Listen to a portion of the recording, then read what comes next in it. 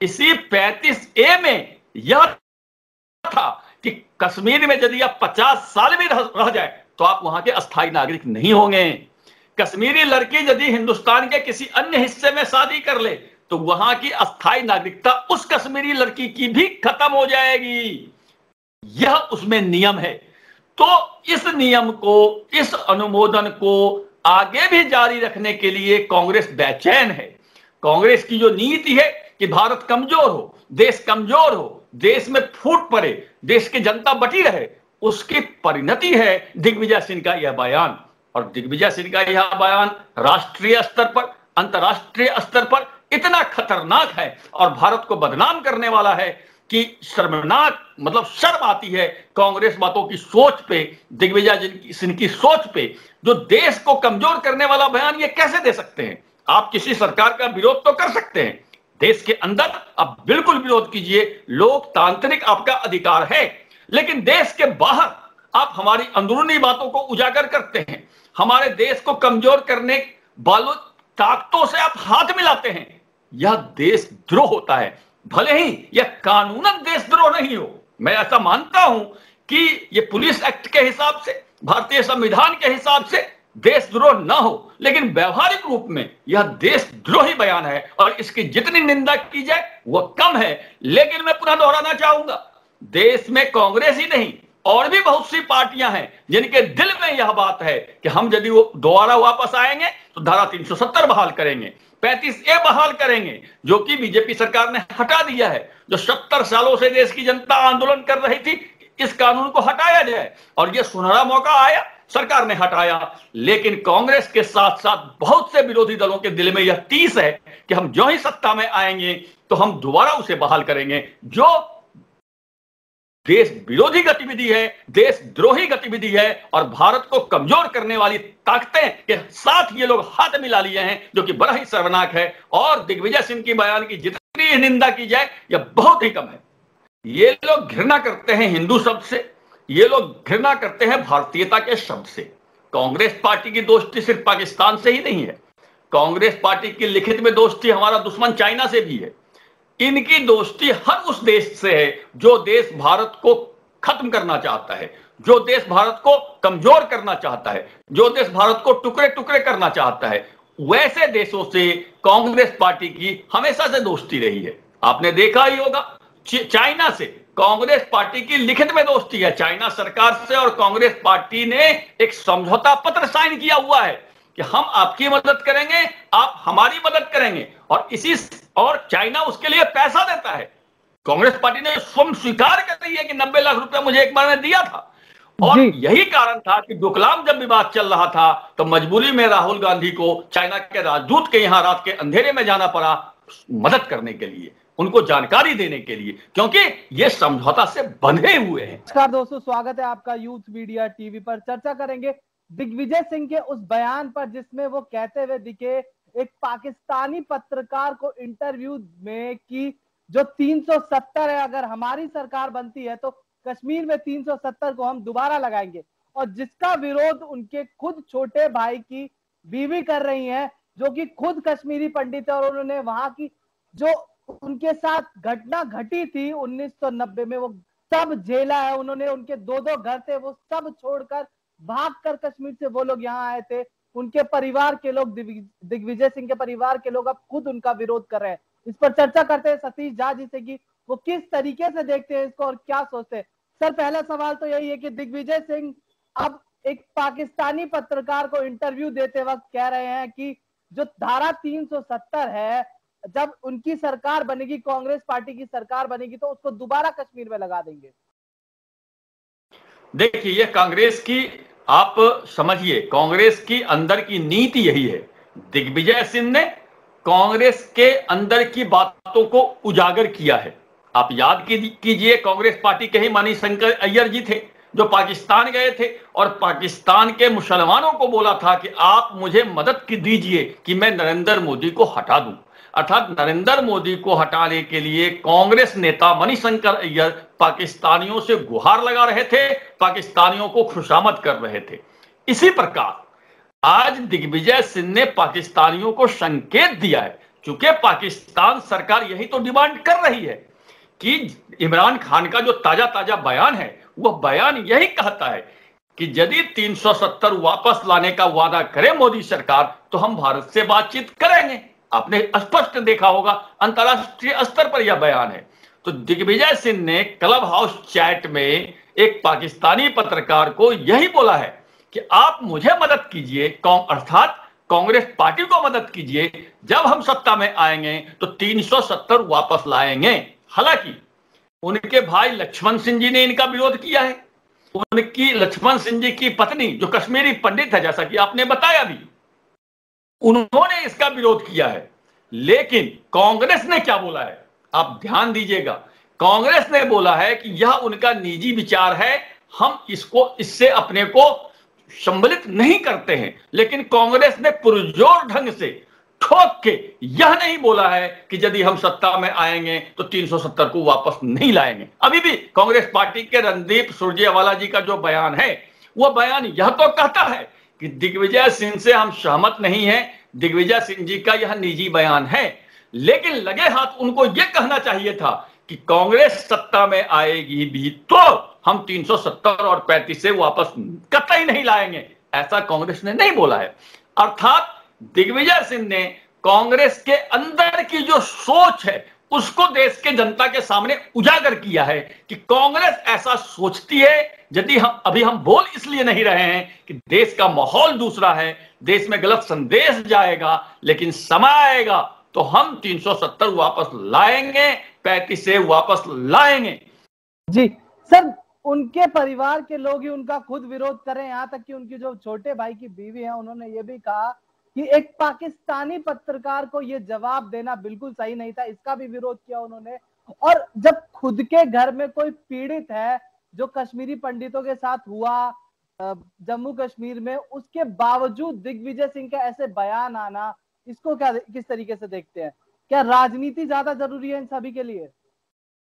देखिए, कांग्रेस, जैसा कि आपने बताया, कांग्रेस के लिए राजनीति ही जरूरी है। यदि कांग्रेस के लिए राजनीति जरूरी नहीं होती तो कोरोना के टाइम में जहां जहां कांग्रेसी सरकारें हैं, उन्होंने दवा को छुपा के रख लिया, ऑक्सीजन को छुपा के रख लिया कि देश में अफरा तफरी का माहौल फैले। राजस्थान में कोरोना वैक्सीन को कूड़े के ढेर में फेंक दिया। दिल्ली में आम आदमी पार्टी के नेताओं ने, समर्थकों ने ऑक्सीजन सिलेंडर को अपने अपने गोदाम में छुपा के रख लिया कि ऑक्सीजन को किल्लत हो। तो मैं ये कहना चाहता हूं, जो कि आपने पूछा है कि क्या राजनीति जरूरी है या देश जरूरी है, तो इन जैसे तत्वों के लिए राजनीति जरूरी है, देश जाए भाड़ में। इन लोगों के लिए देश प्रायोरिटी नहीं है, देश की प्राथमिकता नहीं है, देश की एकता अखंडता इन लोगों के लिए जरूरी नहीं है। इन लोगों के लिए राजनीति जरूरी है और यह लोग विशुद्ध रूप से राजनीति कर रहे हैं। एन केन प्रकारेण, चाहे देश कितना भी कमजोर हो जाए, सत्ता हमें मिल जाए, यह भावना जो है कुछ पार्टियों में, कांग्रेस सहित कुछ पार्टियों में, यही तो खतरनाक मैं बता रहा हूं। यह बिल्कुल ही खतरनाक है। इन लोगों के लिए सत्ता पहले है, राजनीति पहले है, देश बाद में है। यही शर्म की विषय है। जी सर, क्या कांग्रेस पार्टी और दिग्विजय सिंह 370 दोबारा कश्मीर में लगा के कश्मीर के हालात जो आज से 1-2 साल पहले थे वापस वैसे करना चाहते हैं क्या? कि वहां का युवा सड़कों पर उतर के सेना पर पत्थरबाजी करे और यही सब चीजें वहां लगातार होती रहे? क्या दोबारा यही चाहती है कांग्रेस पार्टी और दिग्विजय सिंह? देखिए, 2 साल पहले तो ये हालत थी, खास करके 2014 से पहले, कि हर शुक्रवार को अंतर्राष्ट्रीय मीडिया श्रीनगर के लाल चौक के जामा मस्जिद के गेट पे कैमरे लेके खड़ी रहती थी और उसे पता था कि नमाज के बाद यहां लोग निकलेंगे काला पट्टी बांध के मुंह में और पाकिस्तान जिंदाबाद, भारत मुर्दाबाद करेंगे, पत्थर फेंकेंगे, हिंसा होगी, दंगा होगी और इसको हम शूटिंग करेंगे। यह एक अंतर्राष्ट्रीय आयोजन था।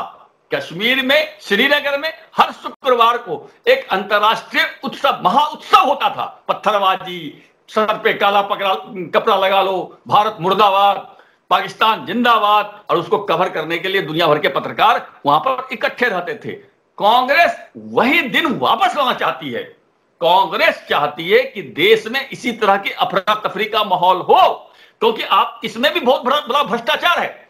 जिस राज्य में अफरा तफरी का माहौल होता है वहां पे बहुत से फंड दिए जाते हैं, बहुत से पैसा दिए जाते हैं और उसी पैसे में घपला होता है। तो पैसे को घपला करने के लिए आपको किसी राज्य विशेष को अशांत करना पड़ेगा। जो ही आप अशांत कीजिएगा तो वहां पैसे दीजिएगा तो बेईमानी करने का लफड़ा होगा। उत्तराखंड में कांग्रेस के मुख्यमंत्री थे हरीश रावत जी। केदारनाथ में भयंकर प्रलय आई थी, लाखों करोड़ रुपया केंद्र से गया, पता चला कि 1 रुपया वहां नहीं बांटा गया। कांग्रेस के शीर्ष नेतृत्व ने आपस में बंटरवाद कर ली, सारा भ्रष्टाचार कर लिया, सारे पैसे खा लिए। तो ये लोग आफत जानबूझ के बुलाते हैं। जी सर, मेरा आखिरी सवाल रहेगा संजय सिंह के ऊपर कि संजय सिंह ने एक बयान दिया है, कहा है कि जो राम मंदिर ट्रस्ट है वो घपले कर रहा है राम मंदिर के नाम पर। इसको किस तरीके से देखते हैं आप? देखिए, हाँ, ये बहुत बढ़िया आपने पूछा। मामला क्या है पहले मैं ये बता देता हूं, फिर बयान क्या है बता देता हूं। राम मंदिर ट्रस्ट राम मंदिर के चारों ओर के जमीन को अधिग्रहण कर रही है, ले रही है, बदले में उनको कहीं और जमीन दे रही है, जिनका जमीन ले रही है उनको दे रही है, तो उसके लिए जमीन चाहिए।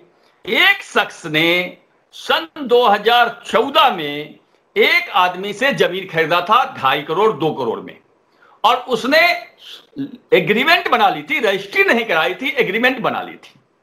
ये 2014 की बात है, ये है 2021, हो गई 7 साल।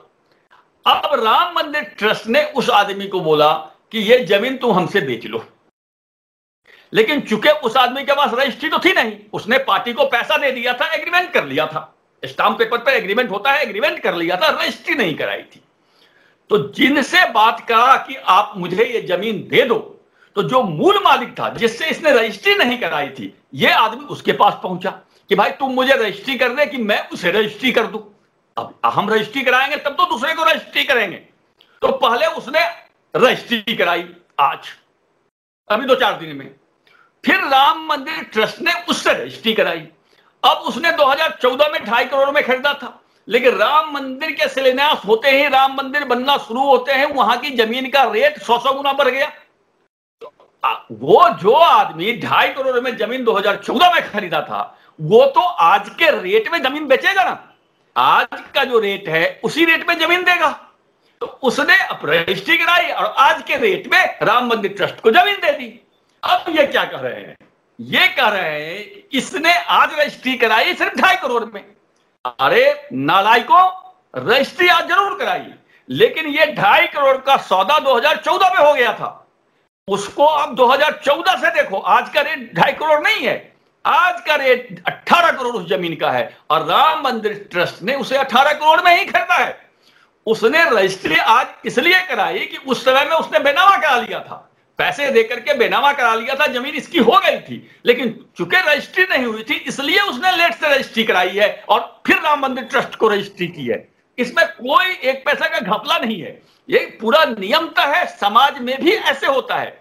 आप भी कहीं जमीन खरीदने जाएं तो बहुत से आदमी ऐसे मिलेंगे आपको, जमीन तो उनका है लेकिन उन्होंने अपने नाम पर रजिस्ट्री नहीं कराई है, ऐसे बहुत से आदमी हैं समाज में, मिलेंगे, आपको भी मिलेंगे। और उसने 10 साल पहले 50,000 में जमीन खरीदी थी, आज आपको 5 लाख में देगा, तो आप क्या उसको ये कहेंगे कि तुमने 50,000 में खरीदी थी, मुझे 5 लाख में क्यों दे रहे हो? भाई आज का जो रेट है उस रेट में आपको देगा। उसने तो 10 साल पहले 50,000 में ली थी, रजिस्ट्री भले नहीं कराई थी, लेकिन जमीन तो उसने ले ली थी, एग्रीमेंट करवा लिया था। इतनी सी बात है। ये बात न संजय सिंह जी को पता है, न ये कांग्रेस, तो चूंकि देशद्रोही पार्टी है ही, हिंदू विरोधी पार्टी है ही, उसको तो कुछ मुद्दा चाहिए।